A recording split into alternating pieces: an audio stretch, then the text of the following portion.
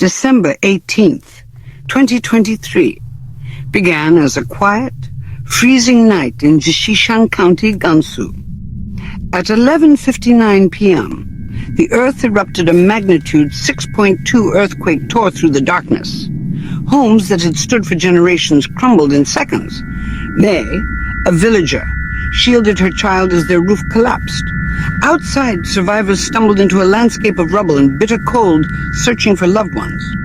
Aftershocks struck relentlessly, toppling weakened buildings and fueling panic.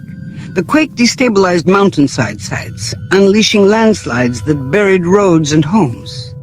The ground itself became a deadly, unpredictable force. In minutes, the familiar world was gone, replaced by chaos, fear, and destruction.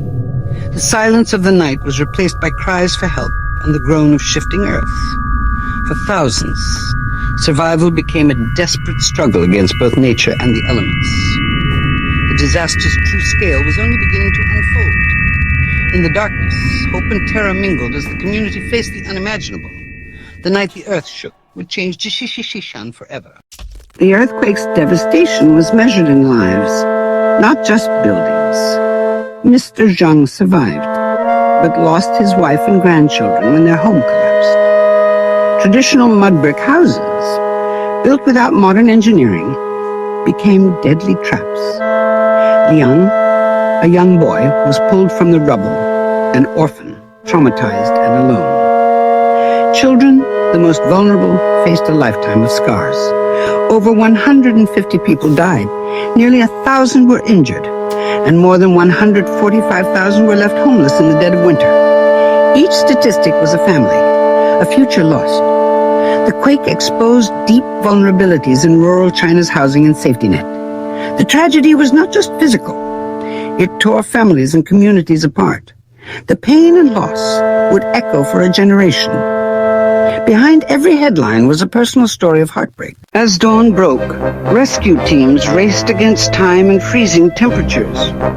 Thousands of firefighters, soldiers, and police poured in, battling blocked roads and aftershocks. Hypothermia threatened those trapped beneath rubble as temperatures plunged to minus 15 degrees Celsius. Damaged roads and landslides slowed the arrival of help. Despite the chaos, aid flowed in tents, warm clothing, hot meals, and medical care. The government's rapid response showcased China's disaster management strength. Every minute mattered. Survivors clung to life as rescuers worked tirelessly. The community's resilience was tested by both nature and the elements. In the face of disaster, hope persisted. The Gansu quake echoed the tragic lessons of the 2008 Sichuan disaster. Stricter building codes followed that tragedy, but rural areas like Jishishan were left behind. Mud brick homes, built without oversight, proved fatally weak. National safety standards mean little if not enforced everywhere. Public education and drills have improved, but gaps remain.